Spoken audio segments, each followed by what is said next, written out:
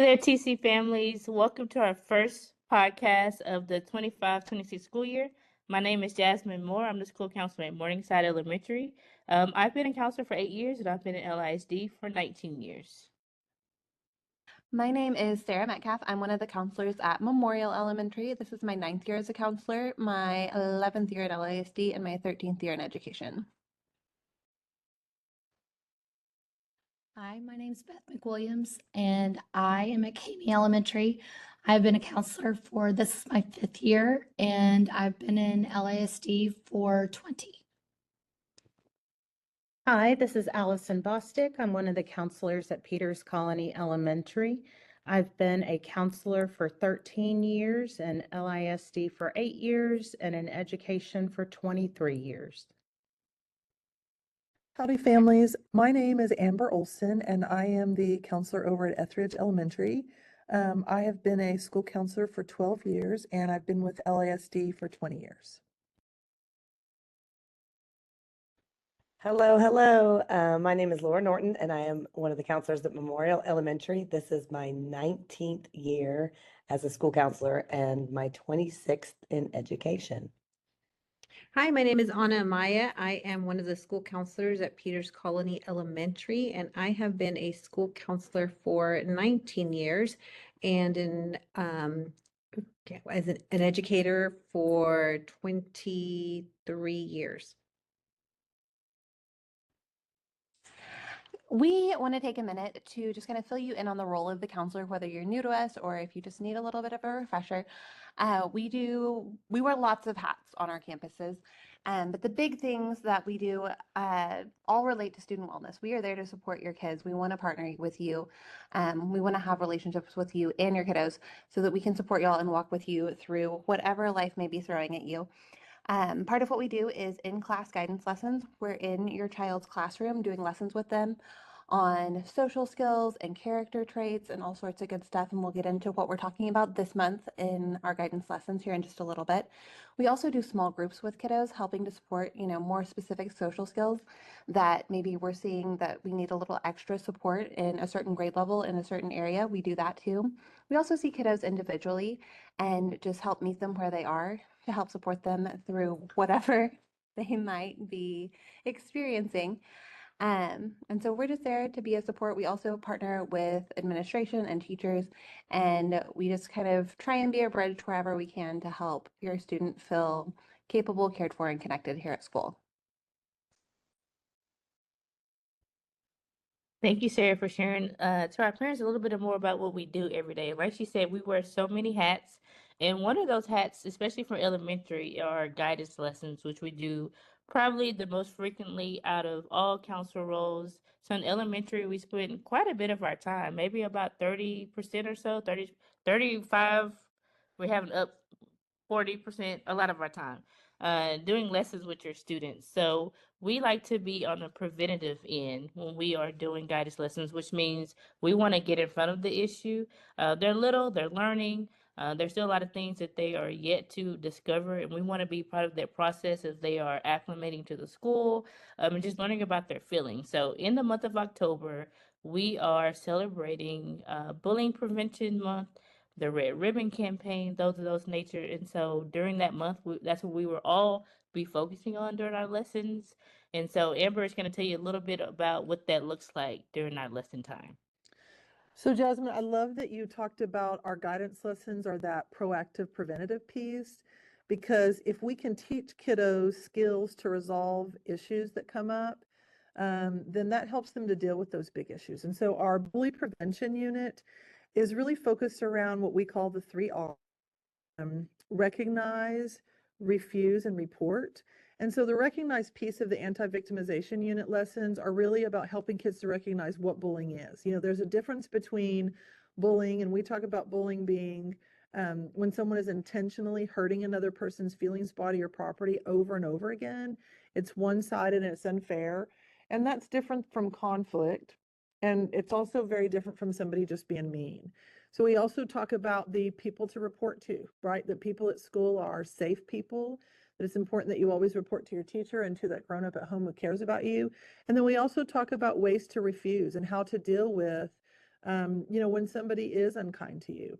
And then fourth and fifth graders also have a piece about bystanders and cyberbullying. So yeah, we'll all be focusing on that in the month of October. So parents, you may hear your child come home and talk more frequently about so and so bullied me today in school. So of course we're going to take all that information very seriously on our end. But in the month of October, we do tend to notice that once they're getting that vocabulary, they're going to try it on, or they're also noticing things like, oh, I thought that this was a conflict, but it's actually bullying. So if you hear your child talk a little bit more about bullying in the month of October, that is the reason, and we are more than happy to pay attention and take information if your child has something to share or to report. So we're going to kind of keep it moving. We all went to a training this summer, and part of that training, we talked about a book called The Anxious Generation. And so you guys may or may not have heard of it. It's been a little popular, I think, with the millennial parents. You may have seen it on social media. And so this book caught our attention because we have noticed a trend that technology has been somewhat of a barrier, I would say, in the lives of our younger students. It's also been a help, but it's also been a barrier. And so once we learned about this book, we all came a little bit more interested in hearing more about it. So in our next few podcast sessions, we're going to be discussing the book. And so just a little bit more about it. The book is called The Anxious Generation, and it's written by Jonathan Haidt. I hope I'm saying that right, Haidt.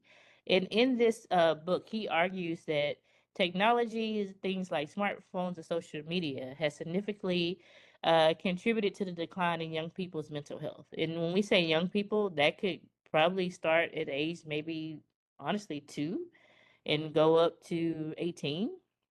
He says that in his book, with the excessive online activity, with the decline in face-to-face interaction, and honestly, overprotection on the parents' part, and I've been guilty of that before, that all these things have negatively impacted our social develop with our kids. So that could lead to increased anxiety or depressive symptoms.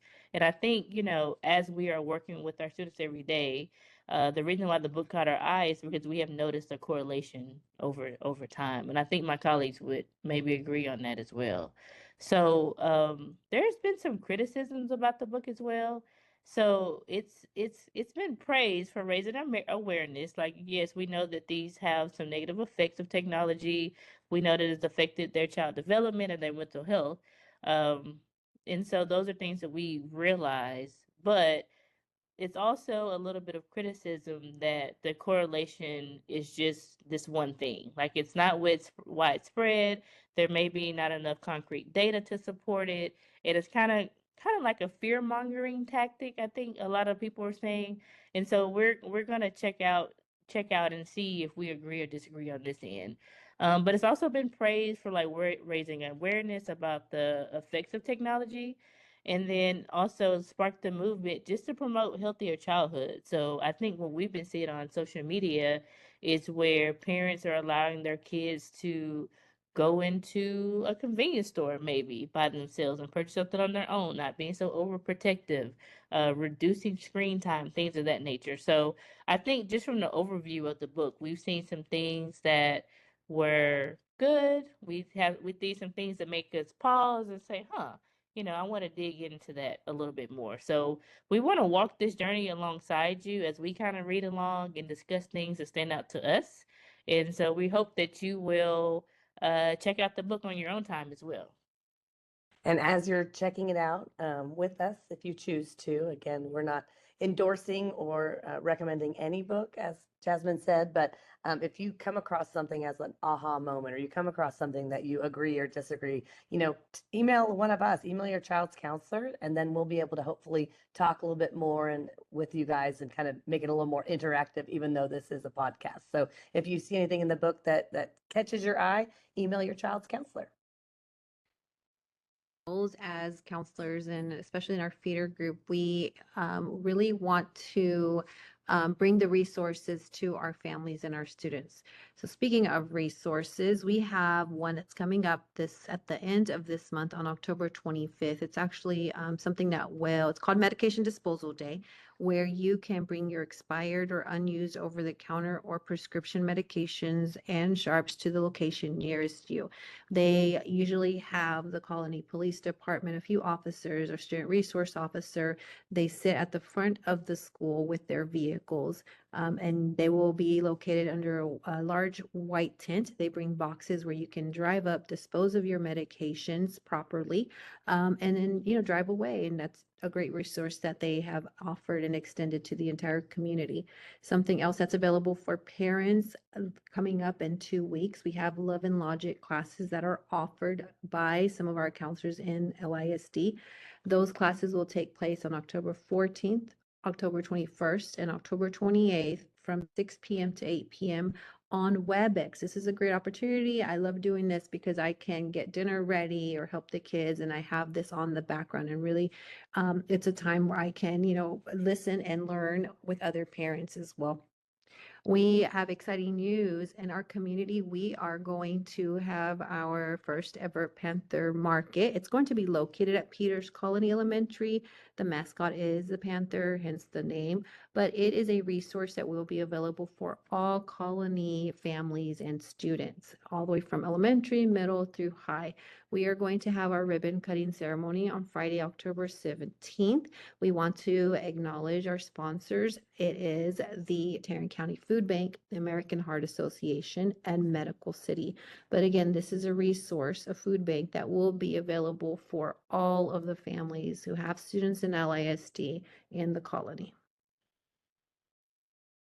Thank you, Anna, for sharing more about those resources around our neighborhood. The good thing is a lot of these things that we are having are directly impactful for our families here in the colony, which is not always the case. So we're so excited for the Panther Market to open up.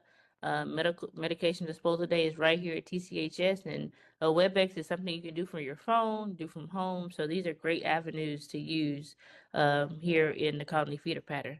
So thank you guys for listening. We'll be back in the month of November. And so don't forget to reach out to your child's school counselor if you need anything. You guys have a great month. Bye.